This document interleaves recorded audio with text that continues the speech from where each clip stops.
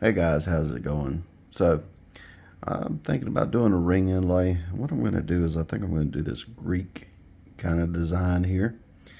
But we got the design picked out. We got it on our mandrel here.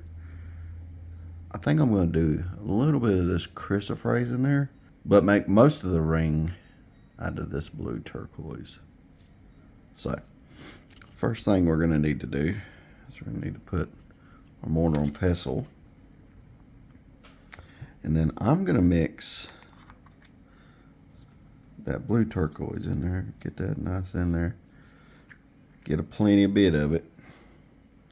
I'm going to take this chrysoprase. I'm going to tap some of these chunks of chrysoprase in there. See if I can't get a good mixture going on there.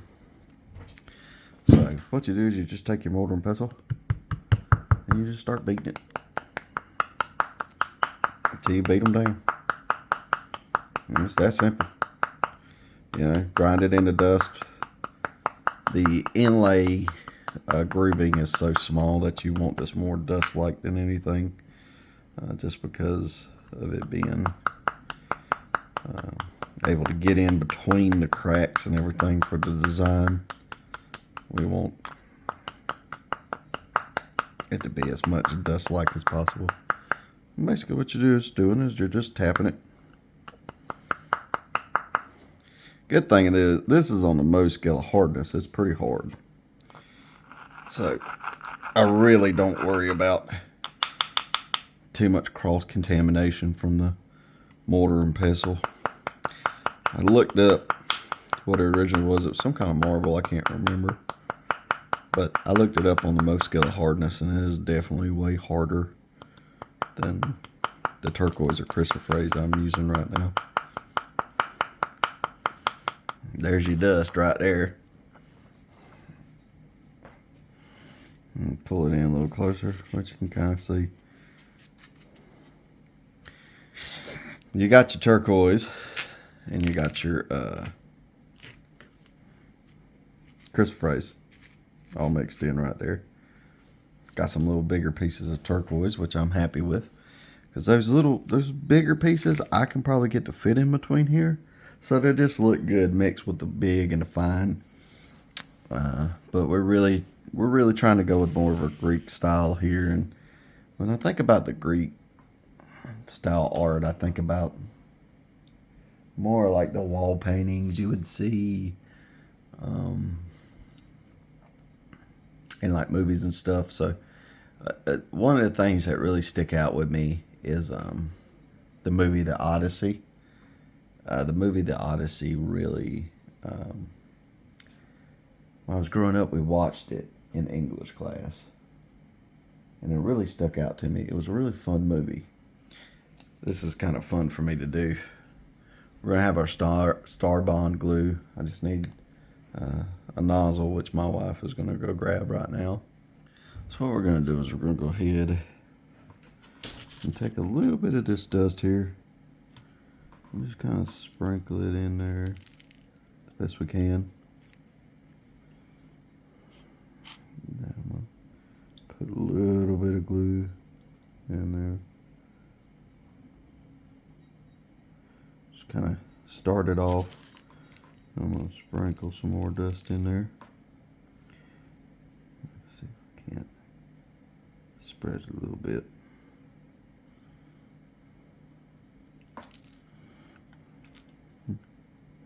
Then tad more glue.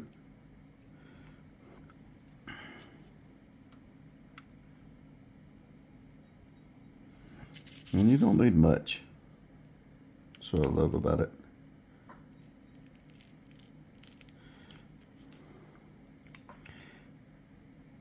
During the cutting process, we grind a lot of stone away. And the fact that this doesn't need much is a real kind of blessing. You know, and you can kind of recycle almost, you know. You just let that glue permeate.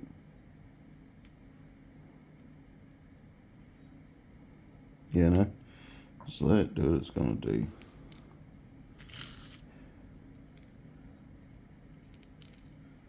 I feel like some lapiders may look down on doing this, but I think it's good. I mean, I think it's a good way to kind of, whatever you got left over, don't waste it. You know, we got a way to now to kind of refill in, or not refill in, but we got a way now to kind of reuse everything, so it doesn't really bring it to waste, because that's a big, you know, that's a big, I don't want to say issue, but I have a problem with, you know, I have a stray stone, piece of stone that's still there, and I'm like, what am I going to do with this? Like, it's too small to cut into a cabochon. You know, I could do earrings out of it, but I mean, to be honest, I really don't like cutting earrings. You know? So I'm like, what am I going to do with this thing? Well, now, I got something to do with this thing. I'm going to go ahead and take this off. Kind of bang that out.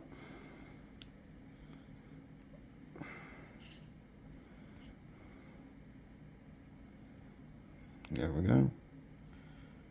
Remove this. There we go. Alright. Now the next step, I can't really show on camera because I ain't got the means to. That'll be okay. I'm going to probably spray some accelerator on it. Maybe I can. Hold on. It's got to be at least 12 inches away. It smells terrible.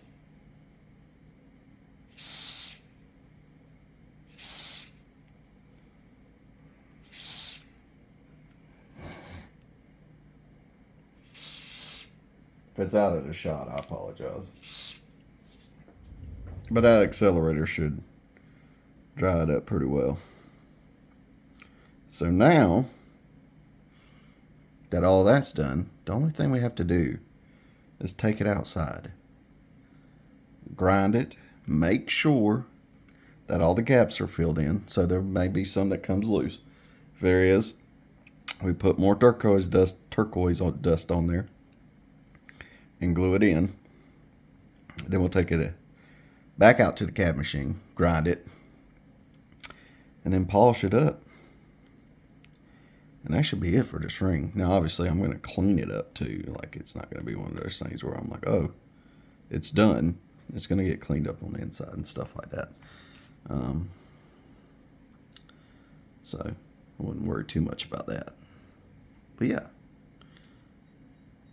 So I think the next shot will be of me going out there and cleaning her up and getting her ready to go.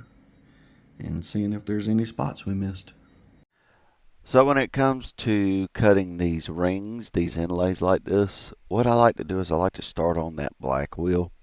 I don't want to go to the rough, coarse grinding wheels because discretion's a little better whenever it comes to these things. These are loose gemstones that are held in by epoxy and glue. So you definitely don't want to knock those out. But I'm definitely going to start on that black wheel there. I believe it is a 600 grit wheel. And it is diamond impregnated as well.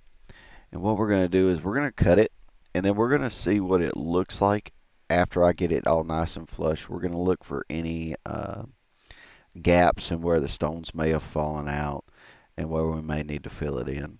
And when we get to that point, I'll kind of show you what we're talking about.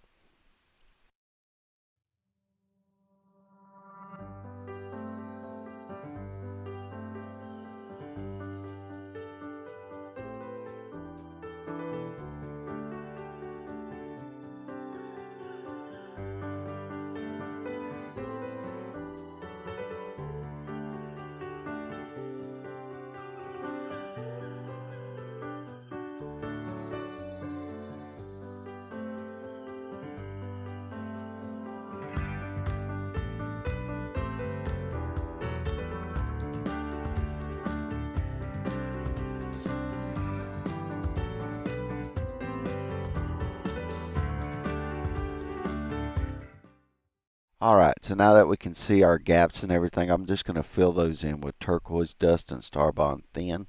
Then once we're done filling everything like that in, we're going to move over to the brown wheel on the Cab King, and we're going to go ahead and continue smoothing down and getting any scratches out of it.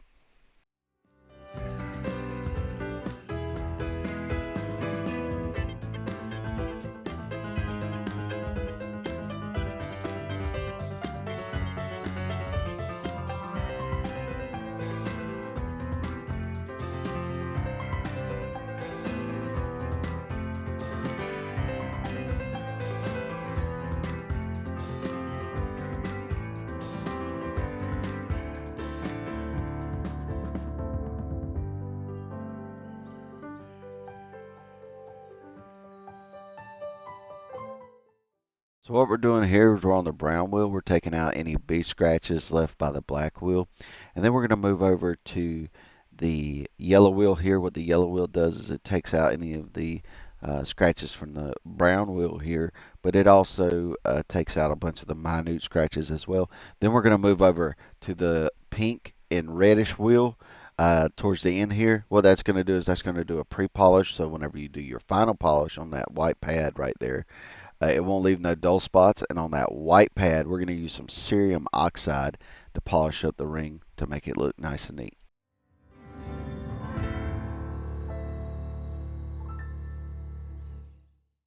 So now we're back in the house. What we're going to do is we're going to buff and polish this with Zam and then some compound. Let me see the name of it.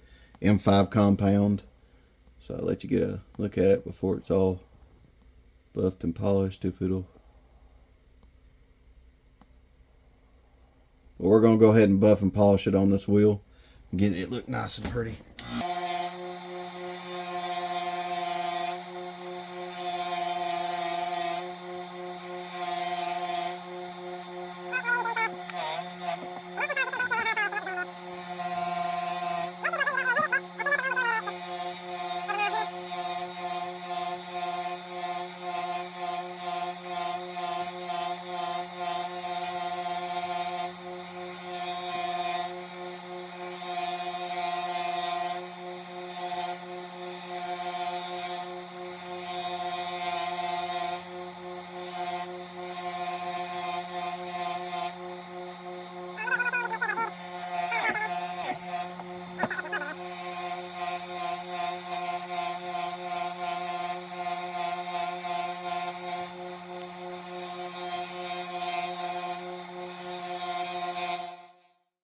Alright, so this is the finished ring. I like it. I like the way it looks. I would have hoped for a little more blue in there from the turquoise, but since we had to grind it down, I mean, it's not unreasonable for it to look the way it does. But if you like this kind of stuff, please like and subscribe. It helps us out. Also share so other people can subscribe. And we'll see you next time.